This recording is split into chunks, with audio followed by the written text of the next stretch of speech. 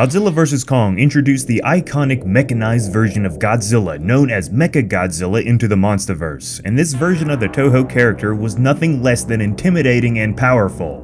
But what if we told you that this version of MechaGodzilla had a dark secret that would make its origins in this universe much more twisted and cynical, deep within the massive Apex facility where MechaGodzilla came to life? A devious plan of obtaining more power to energize the 400-foot mech was devised. This information all comes from a few paragraphs of written dialogue revealed in the official Godzilla vs. Kong art book, which describe one of the early drafts for the movie, detailing how director Adam Wingard wanted the Apex facility to be more than just a headquarters for MechaGodzilla, but also a place where a terrible fate would be awaiting any monster who was unfortunate enough to come out of these doors. Stomp the subscribe button and hit the bell if you haven't already, and let's get to it.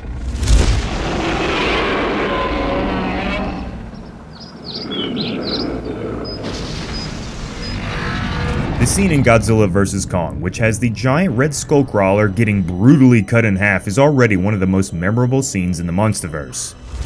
But a question that the movie didn't answer was, what would happen to the bodies of these individuals after MechaGodzilla slaughtered them? However, the information given to us on page 130 in the behind-the-scenes book for the movie finally reveals what actually happened to the mangled monster corpses, at least in the mind of the film's director Adam Wingard. In an attempt to discover more ways of powering the giant mechanized monster, Apex resorted to truly disturbing courses of action. I'm gonna go ahead and read the writing from the book now. When designing MechaGodzilla's testing facility, the Godzilla vs. Kong team mixed the industrial with the supernatural.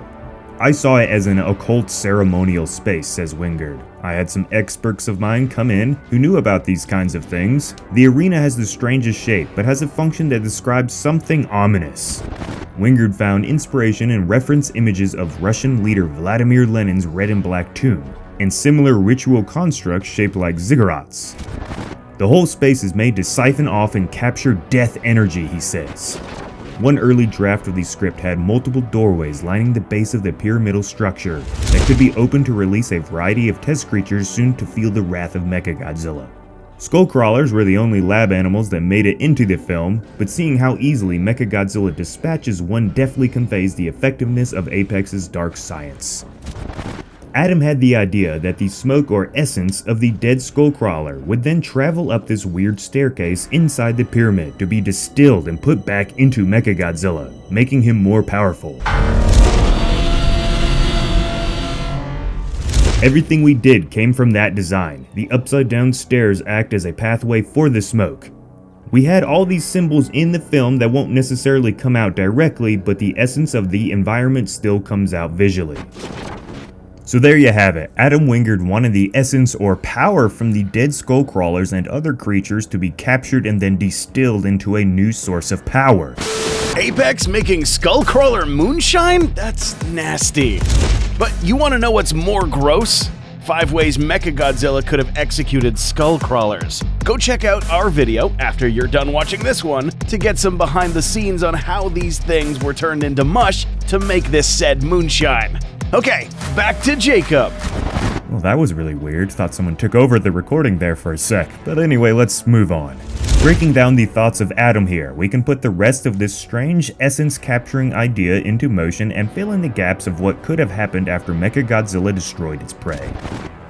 The movie did only showcase a brutal skullcrawler kill, but the original idea of multiple different species of monster being used as test subjects makes sense. You would want your Titan killing machine to have a variety of subjects to test its true power on.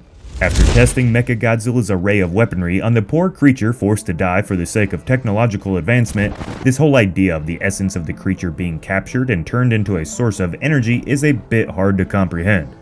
But we have seen evidence to support this in the past within the MonsterVerse actually.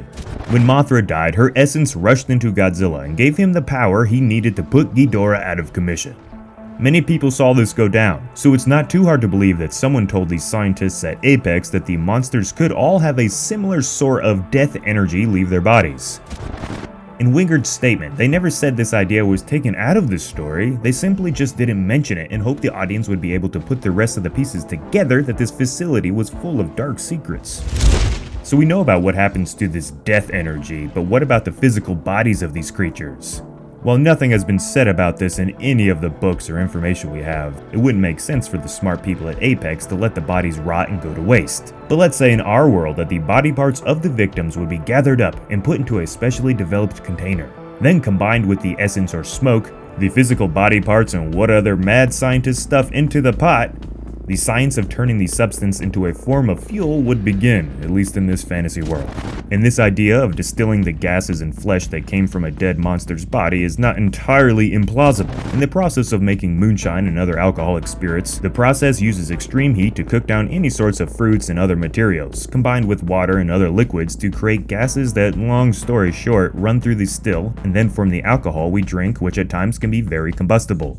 Now, using a dead titan to create something like this is obviously not the same, but the science is there, in a way. We do know that Apex was looking for any way possible to power up MechaGodzilla, and sustain it for more than a few moments. Attempting to reuse the Titan test subjects is a way of not only getting the most bang for their money, cloning Titans ain't cheap I'd imagine, and there has to be good information that could be found by observing the dead bodies. While I myself have a hard time with this idea simply due to only Mothra ever being shown to release some sort of energy upon her death in the lore so far, and the idea of this essence drifting up the building to be turned into an energy source is a long way away from the more realistic MonsterVerse roots. The changes to the universe that have happened in the 4-movie series makes this outlandish idea a little less bizarre. But I want to know what you residents think, so make sure and comment down below how you feel about this monster essence being used to make fuel for MechaGodzilla.